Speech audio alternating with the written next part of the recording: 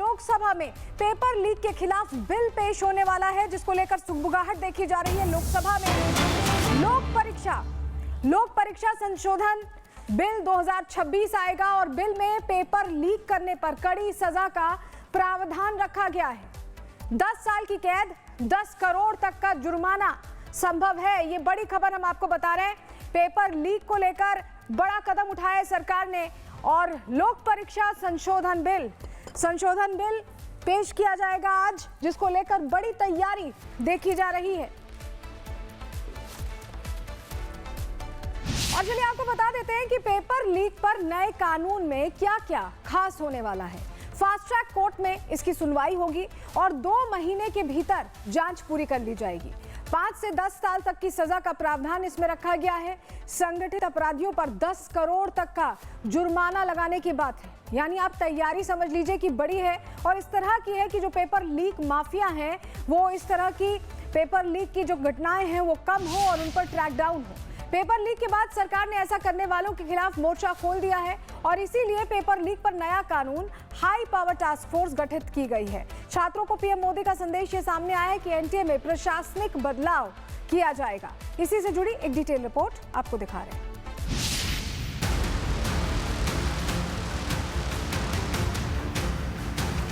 जिन लोगों ने विद्यार्थियों के भविष्य के साथ खिलवाड़ किया वे जेलों में सड़ रहे हैं। पेपर लीक के खिलाफ सरकार सख्त है। पेपर लीक करने वालों पर होगी कड़ी कार्रवाई। केंद्र सरकार आज संसद में लाखों युवाओं के भविष्य से जुड़े पेपर लीक कानून को और सख्त बनाने के लिए पब्लिक एग्जामिनेशन संशोधन बिल पेश करेगी, जिसका मकसद पेपर लीक कर युवाओं के भविष्य से खिलवाड़ करने वालों के खिलाफ सख्त से सख्त कार्रवाई करना है। केंद्रीय मंत्री जितेंद्र सिंह आज लोकसभा में पब्लिक एग्जामिनेशन संशोधन बिल 2026 पेश करेगी, जिसका मकसद 2024 में बनाए गए कानून को और सख्त बनाना है। परीक्षा में गड़बड़ी करने वालों पर कठोर कार्रवाई करना है।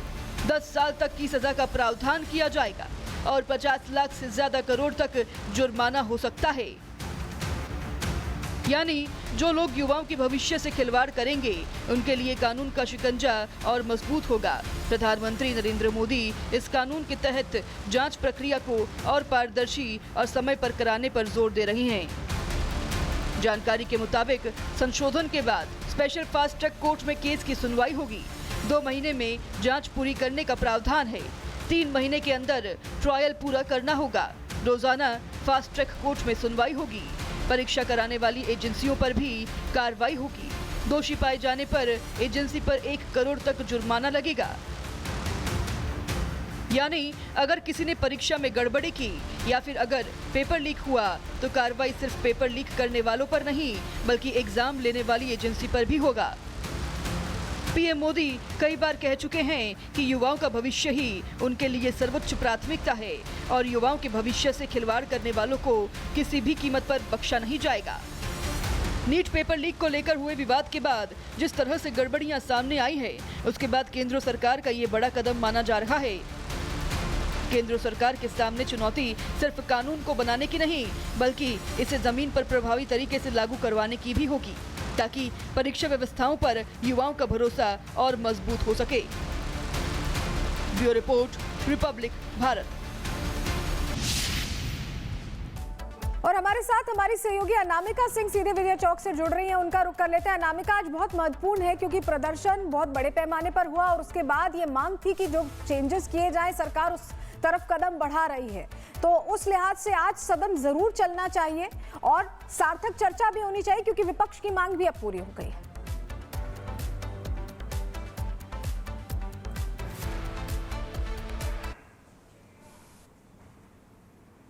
अनामिका, तकनीकी कारणों से आपकी आवाज हम तक नहीं पहुंच पा रही है, लेकिन देखिए पेपर लीक पर आज नया कानून लाया जाना है और इसी पर बात करने के लिए हमारे साथ हर्ष दुबे जुड़ चुके हैं स्टूडियो में। हर्ष, आपका बहुत स्वागत है। नीट एस्पिरेंट रहे हैं, कई एग्जाम्स इन्होंने दिए हैं। हर्ष, ये जो बिल लाया जा रहा है, आपके हिसाब से ये जो कदम है ये कितना सही है? क्या ये पर्याप्त है पेपर लीक जिस तरह से होते हैं उसको रोकने के लिए? आपका क्या इस पर पहला पॉइंट ऑफ व्यू है, पहले बताइए। मैम, पहली बात तो ये है कि जंतर मंतर पर जो प्रोटेस्ट करने वाले स्टूडेंट्स थे वो कहीं ना कहीं नीट के स्टूडेंट नहीं थे। तो अभी तक नीट के स्टूडेंट्स की बात सुनी नहीं गई, नीट के स्टूडेंट्स की जो प्रॉब्लम्स थी उनको सुना ही नहीं गया। बिना प्रॉब्लम्स को जाने आप क्या सॉल्यूशन निकाल रहे हैं, मुझे ये समझ नहीं आ रहा कि प्रॉब्लम्स को तो आपने जाना ही नहीं और बिना प्रॉब्लम्स को जाने आप लोग सॉल्यूशन पर बैठ गए कि हम आज सॉल्यूशन देने वाले हैं। लेकिन आपने प्रॉब्लम्स किसकी सुनी है? सौरभ दास की, आशुतोष की। क्यों भाई? क्या वो नीट के स्टूडेंट थे? क्या उन्होंने कोई एग्जाम दिया था? क्या उन्होंने मेरी बातें सुनी थी? या तो वो मेरे प्रतिनिधि होते कि भाई हाँ मेरी बातें सुनकर वो आप तक बातों को पहुंचा रहे हैं, उसके बाद आप किसी कानून को लेके आ रहे हैं। आपने तो सिर्फ इस तरीके से, एक तरीके से सरकार को बचाने के लिए, उन दंगाइयों को वहां से भगाने के लिए एक रास्ता निकाला और बच्चों की तो बात सुनी नहीं है। बच्चे सुसाइड क्यों करें? बच्चों को चाहिए क्या है भाई? बच्चा जो है नीट का एग्जाम देता है, उसको सीट चाहिए।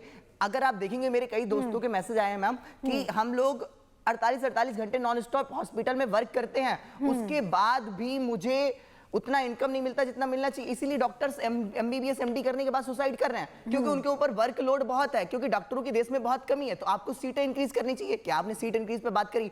क्या आप, कई सारे स्टेट में ऐसा चलता है कि 50% प्राइवेट कॉलेजेस की सीट गवर्नमेंट फीस पे भरी जाती है, क्या इस पर बात करी आपने? क्या स्टेट वाइज जो रिजर्वेशन चल रहा है क्या उस पर बात करी है? अरे पेपर लीक जनरल बच्चे के लिए तो हर साल पेपर लीक हो रहा है, क्योंकि उसके तो 450 नंबर और 550 नंबर वाले बच्चे को बराबर कर दिया जाता है, जो नंबर बढ़ाने में हमको सबसे ज्यादा मेहनत लगती है। क्या उस रिजर्वेशन पर किसी ने बात करी आज तक? मैं दिन रात भटक रहा हूं भाई, 4 साल हो गए मुझे देते हुए, मैं बाउंड्री पर रह जाता हूं। क्यों? क्योंकि रिजर्वेशन लगा रखा है आपने। आप रिजर्वेशन कास्ट वाइज दे रहे हैं। रिजर्वेशन जब बनाया गया था, जो भी रिजर्वेशन पे बात करता है उसके लिए आप कह देते हैं कि ये तो आप एक तरीके से, आपकी जो बात मुझे समझ में आ रही है, मुझे जो बात समझ में आ रही है उसमें मुझे लग रहा है कि सीटों की कमी को आप अहम मुद्दा मानते हैं, बहुत इंपॉर्टेंट मानते हैं। सीटों की कमी है, इसके अलावा फिजिक्स, केमिस्ट्री, बायोलॉजी बेस्ड और एग्जाम नहीं है। और जो भी संविधान में बात करता है कि आप संविधान विरोधी, अगर आप रिजर्वेशन की बात करते हैं, भाई रिजर्वेशन में रिफॉर्म्स की 70 साल में जरूरत पड़ी नहीं है। उसमें लिखा गया था कि हर 10 साल में रिफॉर्म्स किए जाएंगे, लेकिन आज 70 साल हो गए, आप रिफॉर्म्स क्यों नहीं कर पाए? यहाँ देश में कितने सारे देशों की बड़ी बड़ी कंपनियों के सीईओ इंडियन है। क्यों? क्योंकि यहाँ आप घोड़े को पैर बांध के गधा बना देते हैं, वो अपनी प्रतिभाओं को दिखाई नहीं पाता, इसलिए देश से भाग जाते हैं। यहाँ से देश से क्यों भाग जाते हैं पढ़े लिखे बच्चे? क्योंकि वो अपनी प्रतिभाओं को दिखाई नहीं पा रहे हैं। और आप क्या करते हैं कि चीटिंग करा देते हैं एक तरीके से 450 मतलब कुल मिलाकर आप ये जो कह रहे हैं कि सीजेपी का जो प्रदर्शन था वो पॉलिटिकली मोटिवेटेड था, उसमें बच्चों की कोई बात नहीं हुई है, कोई चर्चा नहीं हुई। बच्चे थे ही नहीं, मैं वहां खुद गया था, वहां मुझे मारने को लोग घूम रहे थे। मैंने कहा भाई एमबीबीएस की सीट बढ़नी चाहिए। वो कह रहे एमबीबीएस क्या होता है? धर्मेंद्र प्रधान इस्तीफा दो, ये रियल मुद्दा है भाई। उनको यही नहीं पता कि नीट पेपर से एमबीबीएस की सीट मिलती है। तो आप किनकी बात सुनकर संसद में आज चर्चा करने बैठ गए हैं? बच्चों की तो बात किसी ने सुनी नहीं है। ठीक है हर्ष, आप हमारे साथ बने रहिए। देखिए अनामिका, हर्ष ये कह रहे हैं कि वहां पर जो भीड़ थी दरअसल वो छात्र थे ही नहीं। उन्होंने एक एजेंडा अपना सेट किया कि धर्मेंद्र प्रधान का इस्तीफा चाहिए, इस्तीफा हो गया और बच्चों की बात नहीं हुई है। जो हर्ष पॉइंट आउट कर रहे हैं कि रिजर्वेशन, स्टेट वाइज जो सीट्स हैं उसको लेकर जो डिस्क्रिपेंसीज हैं, बहुत सारे सवाल हर्ष खड़े कर रहे हैं, उस पर भी सरकार को सोचने की जरूरत है। लेकिन आज जो बिल लाया जा रहा है उसमें क्या क्या प्रावधान है, इस पर भी बच्चों की नजर है, क्योंकि ये फ्यूचर जनरेशंस के लिए बहुत इंपॉर्टेंट है। नामिका,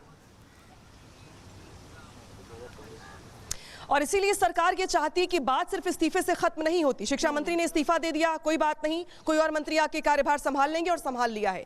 बात सिर्फ देश के एजुकेशन सिस्टम में ट्रांसपेरेंसी की है और सरकार इस जिम्मेदारी को बखूबी समझती है। पीएम मोदी ने खुद आकर के कहा था कि ऐसे सख्त कानून बनाएंगे कि किसी भी अपराधी की रूह कांप जाएगी पेपर लीक करने से पहले। और इसी को लेकर के आज सरकार बिल लेकर के आ रही है, कड़े कानून लेकर के आ रही है, जिसमें 10 साल के सजा का प्रावधान है, 10 करोड़ का मुआवजा है, फास्ट ट्रैक कोर्ट में सुनवाई है ताकि जल्द से जल्द अपराधी को सजा मिले। तो सरकार का मैसेज साफ है कि बच्चे भले ही धर्मेंद्र प्रधान के इस्तीफे को लेकर अड़े हुए थे, उनकी मांग पूरी भी कर दी गई, लेकिन सरकार का टारगेट यहां पे खत्म नहीं होता। सरकार का टारगेट इससे ज्यादा बड़ा है, जिम्मेदारी इससे ज्यादा बड़ी है। वो जिम्मेदारी है कि बच्चों के भविष्य को कैसे सुरक्षित किया जाए। और जैसा कि मैंने पहले भी कहा कि संसद का जो सत्र था वो बीते हफ्ते पूरा हंगामे की भेंट चढ़ गया। आज सोमवार का दिन है, आज इस बात की पूरी गुंजाइश है कि चूंकि विपक्ष का मुद्दा खत्म हो चुका है, विपक्ष के पास जो हथियार था वो चला जा चुका है, आज संसद में चर्चा होगी। सरकार कानून लेकर के आ रही है, विपक्ष की मजबूरी है और ये जरूरी है कि उस बिल पर चर्चा हो और छात्रों के भविष्य को लेकर बातचीत। अनामिका, ये जो आप चीजें हाईलाइट कर रही हैं, इसको लेकर आज सदन में क्या होता है ये हम देखेंगे। लेकिन सीजेपी के उपद्रवियों ने जंतर मंतर पर 60 मीट्रिक टन कचरा फैलाया, जिसके बाद सफाई कर्मियों को कड़ी मशक्कत का सामना करना पड़ा। हमारे सहयोगी वहां मौजूद थे, उनकी जरा रिपोर्ट जतिन की आपको दिखाते हैं।